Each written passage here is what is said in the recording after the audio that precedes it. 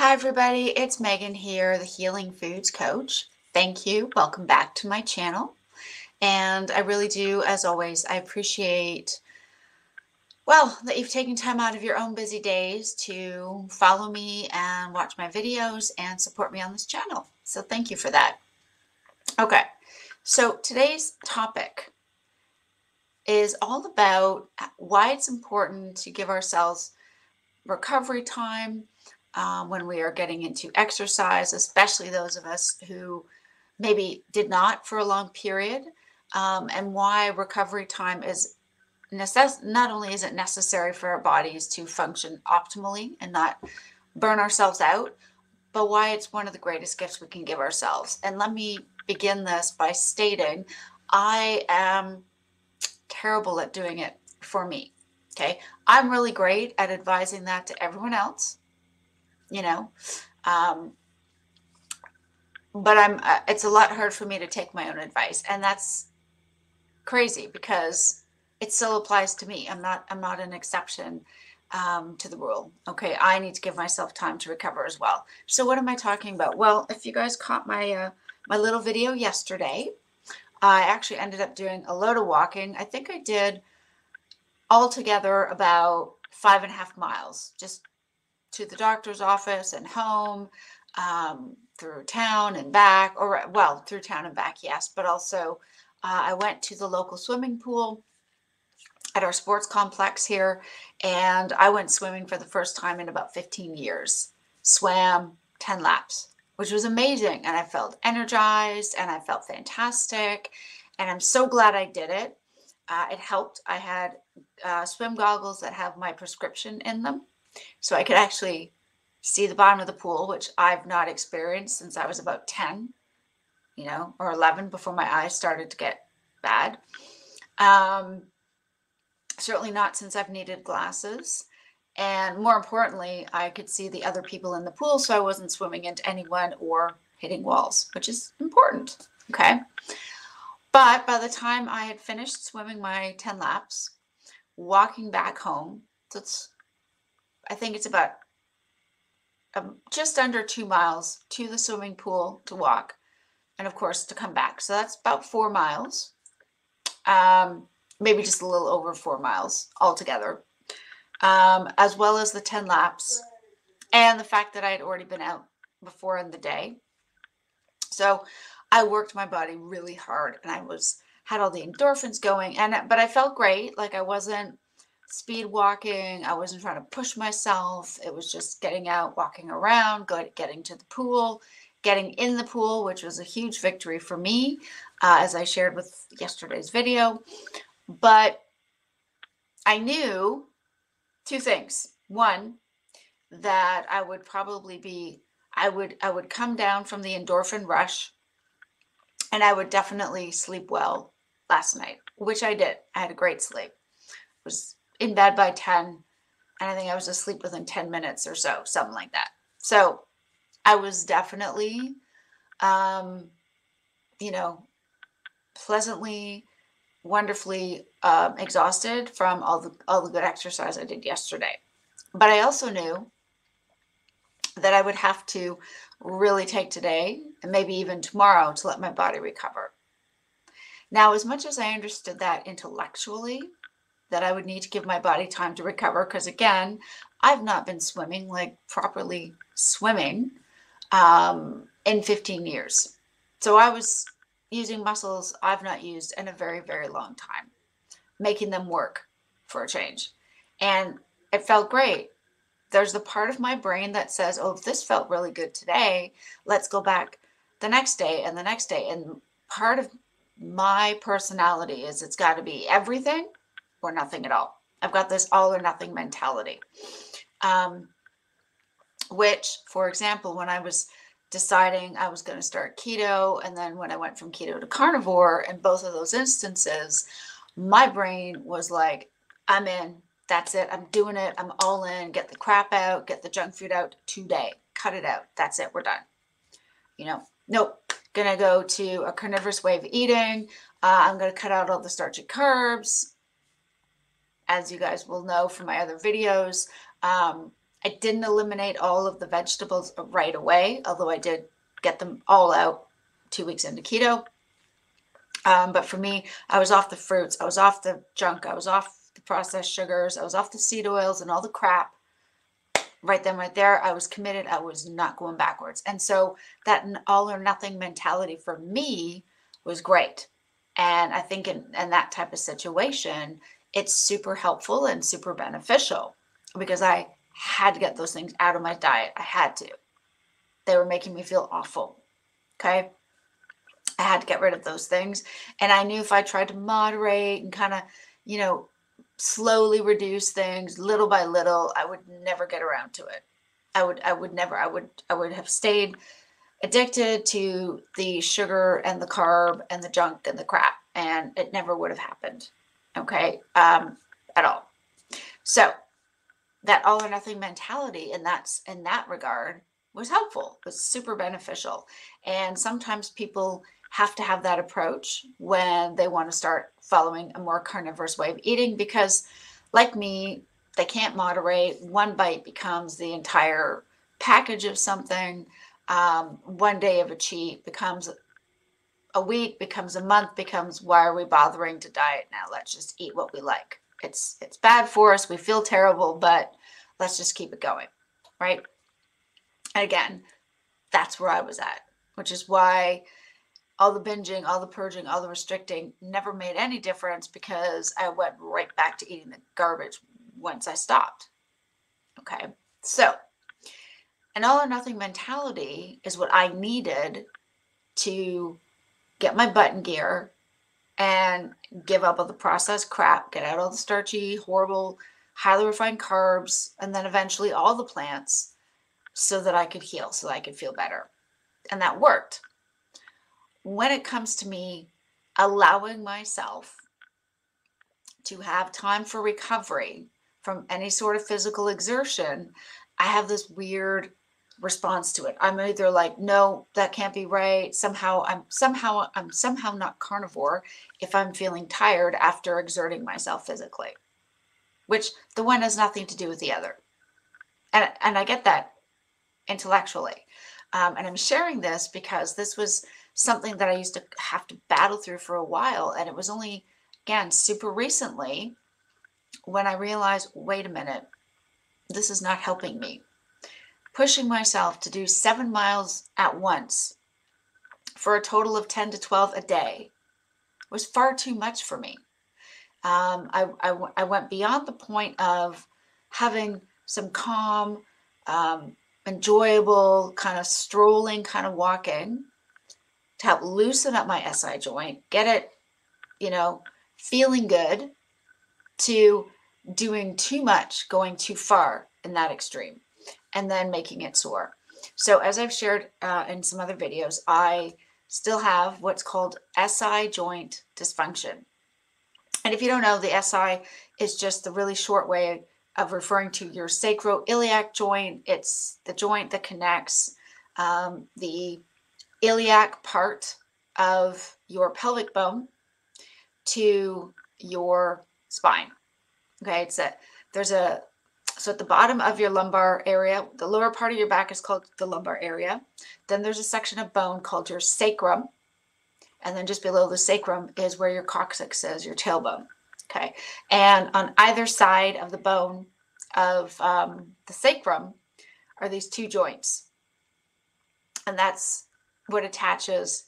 So you got your spine and you've got like your pelvic bone running behind it, kind of like this, right? And the joints would be what attaches this edge and this edge together.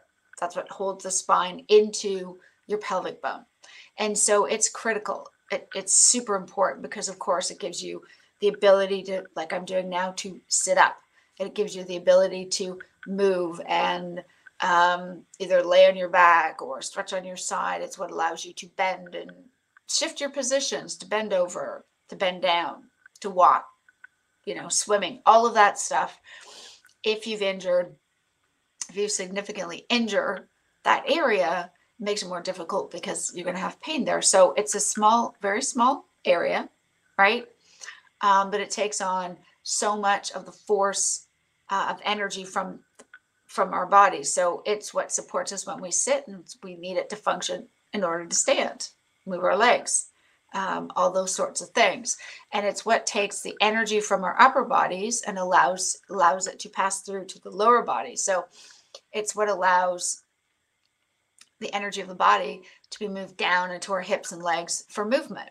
And if it's not functioning, then that becomes more challenging, or at times becomes something that doesn't happen at all. And so for me, unfortunately, I have SI joint dysfunction.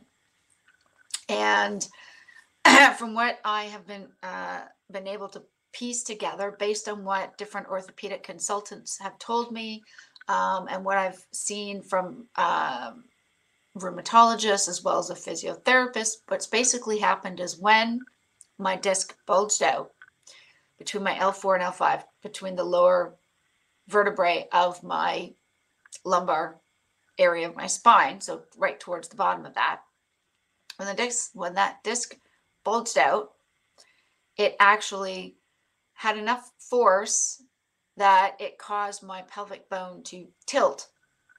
And so the left side of my pelvic bone is now still a couple of millimeters, just a couple of millimeters higher than my right side. Okay, it's not level. It caused my pelvic bone to tilt up on one side. Now, it was far worse when it first happened. It was almost an inch higher.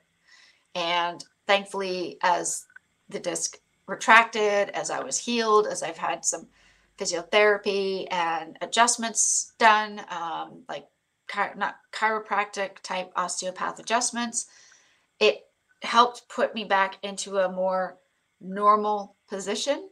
But chances are it will always be just ever so slightly tilted, which means the one joint is going to be slightly more inflamed because of the tilted position, right? Because it's not level, one side always has just a tiny bit more stress involved, holding it up at a slightly different angle, and therefore there is inflammation involved. So the reason I point that out is because there are certain things you're told to avoid if you suffer with chronic SI joint dysfunction, especially, but even if you constantly deal with inflammation or pain there, which you could get just from falls, slipping and falling, bumping your back that way. If you've had some sort of injury, whether you slipped and fell down, say, some stairs, or you slipped and fell on the floor, or you fell on ice, or you were playing sports and somebody ran into you and you fell over, or, who knows, you were ice skating and you wiped out. So it can be sports related type injuries or just injuries from slipping and falling somewhere. That's enough to cause some bruising or injury, some kind of bumping or bruising. And then, of course, the body's designed to, when that happens, to send out the white blood cells, the immune responses, inflammation as a signal that, hey, there's been an injury, whoosh, go to that spot. But if you have enough of an injury, then that spot can remain constantly inflamed. So you have constant chronic inflammation and pain. You may not have actual dysfunction, like your joints may be in line and, hopefully there's no sort of tilting of your pelvic bone, but you can still end up with chronic pain and injury. And when that happens, or if you suffer with that, you're told you should definitely avoid high impact activities like running or even jogging. Okay, things like intense weight lifting or strengthening exercises. Some of them you can still do, some of them you're told to avoid. Like things like deadlifts can put additional strain on that part of your lower back, which can continue to keep you inflamed and sore. So things to think about avoiding. Things they recommend that you do enjoyable walks, 20, 30 minutes, see how you feel. Swimming, because the water takes all the strain off the joints, so that works. That's perfect. So I have the part of me that knows I can't overdo it, because then the pain gets really bad. There's a chronic level, let me just say, there is a chronic level of pain that will probably always be there as long as there is dysfunction, as long as my pelvic bone is slightly tilted, which it will likely be forever at this point. It's fine. It just doesn't stop me from living life. It's just something I have to live with. But because of that, I will always have chronic inflammation and some level of pain. So I know that if I'm walking, a couple of miles at a time, but several times throughout the day, I'm all right. I feel fine. My back is not sore, aggressively at least. It doesn't feel any more sore or inflamed than it does, say, when I first get up and have a nice big stretch in the morning. Okay. So if I walk a couple of miles with the dogs and then I come back and I'll maybe sit down, read something, make videos for you guys, watch something, and then maybe I'll get up and I'll go out. My husband and I will walk to town and have coffee and come home. And then I might go out again later, walk another couple of miles and run some errands. Or if we forgot milk, I need to pop out and get some milk or some groceries. So if I space it out and I'm walking at just a comfortable, non-intensive pace, it doesn't affect me and I feel great and it doesn't bother me. Okay. However, I do know that when I was pushing it, trying to get in 7 miles all at once, I got to walk 7 miles. Not for any particular reason. I wasn't training for anything. I wasn't involved in any sort of fun run or charity event. I just decided for some reason that if I could do 2 miles, well, then I can do 8. And then I could do 10. And I could do that every single day. Not giving myself a chance to actually have a rest day. And when I did have to force myself to take a rest day, which would always be on a Sunday, I felt guilty. I felt guilty because I wasn't out doing this intensive 10-mile walk, which is crazy.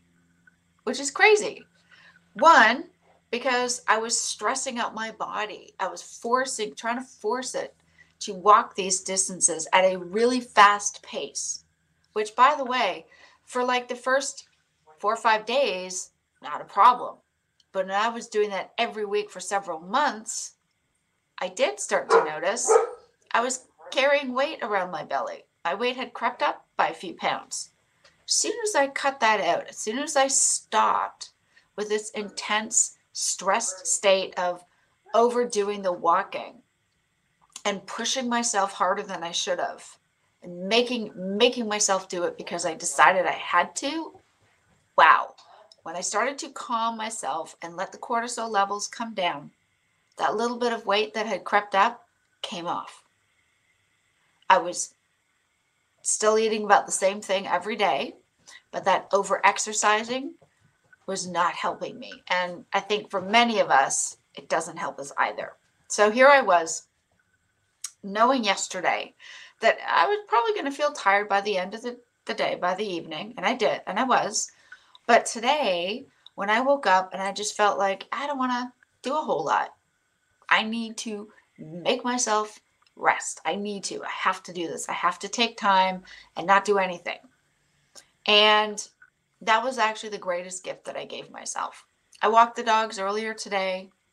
I got up early this morning, had a really nice, enjoyable, just had some butter, had my decaf, maybe an hour or so later, made some breakfast, just sat, read a little, watched some YouTube, had some time in focused meditation and prayer.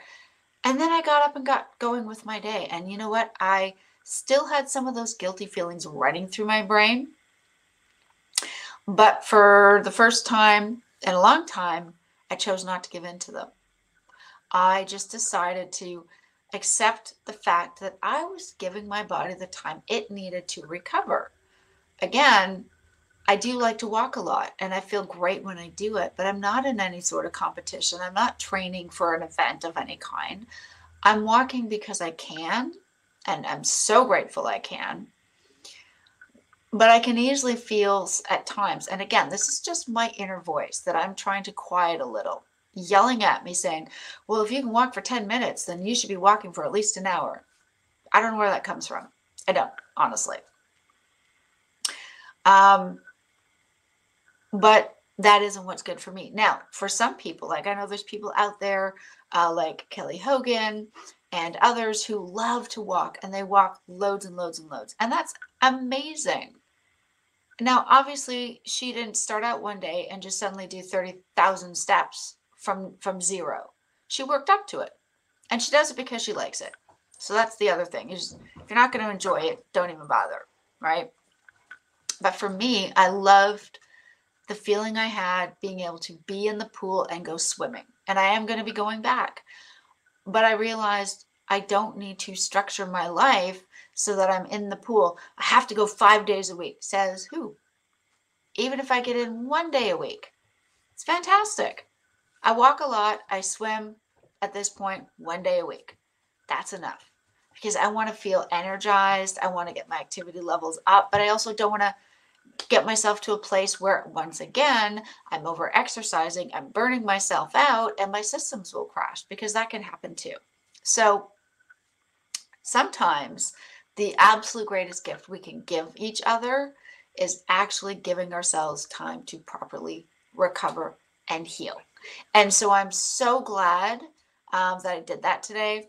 Watched a couple things on Netflix, read one of my books, just hung out with my son this afternoon, spent a bit of time with my husband this morning, just enjoyed the day. And I'm trying to learn that I do not have to do all of the things all at once, every single minute of the day, that I can just say, you know what, laundry can wait till tomorrow. You know what, we only really need a couple of things. I can go do a full grocery shop tomorrow at some point. And I'm the one who used to always feel like I got to do it all. It's all got to be me. No one ever said that to me. For whatever reason, that's just what I decided in my mind. But, as my husband reminds me, hey, you know what? We can do this together. He's out with some friends tonight, but we'll go out tomorrow and we'll go together and we'll do the shop for the week. Which, by the way, we go to the butcher's once a month typically. This last time we went for a good 6 weeks. So we have all of our dinner meals accounted for. So it's just those other little things. Sometimes getting a few things for my son that he eats that we don't eat. But it's also just getting sort of like the non-food items that we run out of as well. So it's not a huge deal. And I realize sometimes I do so much worrying and so much damage in my own mind, worrying about this, that, and the other thing, as opposed to just, hey, it's okay. And I'm saying this to myself because like I've said earlier in this video, I'd like to think I'm really great at encouraging other people, at helping them remember that, hey, take time to recover. If you're starting out new with exercise, don't force it, don't push it, don't do too much too fast. Take your time, give yourself time to recover. Your body needs that. You don't want to be in a stressed state and overdo it. Yet I am one of the worst ones for taking my own advice with that. I'm getting better. I'm getting better. I was only tempted very briefly this morning for about 5 minutes.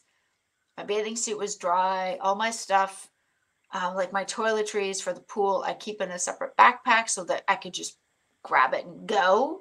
And for about 5 minutes, I was tempted. And then I thought, nope, I'm good. Today's recovery day. And tomorrow might be as well. And I'm learning that it's okay for that to be the case. So wherever you guys are at, I hope that you've had great days. If your day hasn't been as great, I hope you know that you are in my thoughts, and I hope your day is better tomorrow. And I'm so thankful that you guys take the time out and watch these videos. I do them because I enjoy doing them. They're a labor of love, and they're fun. I really like sharing my life and my story with you guys, and I thank you for watching. And so I appreciate that. And for all the new subscribers, thank you so much.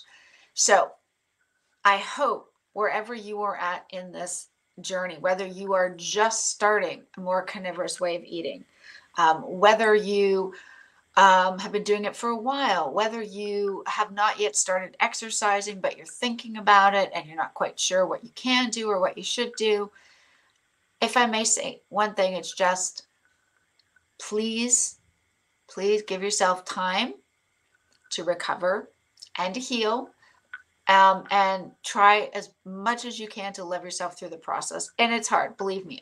Hey, speaking about myself here, I don't always do that well. I'm really trying to work on that and get better about it. We have one physical body while we're on this earth.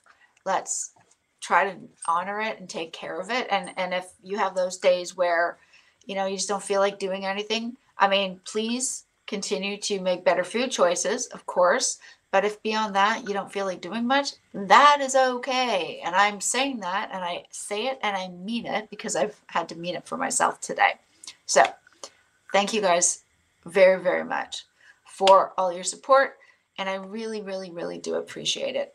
Quickly, before I wrap this up, I do have a promotional discount that I've just begun for anybody new who signs up for coaching sessions.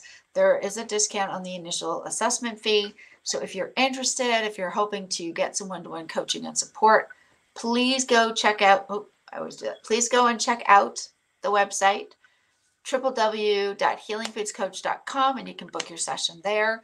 I would love to hear from you and work with you. We can get healing together. Until the next time, take care. Thanks again, you guys. Love you all very much, and I really appreciate it. See you in the next video. Bye for now.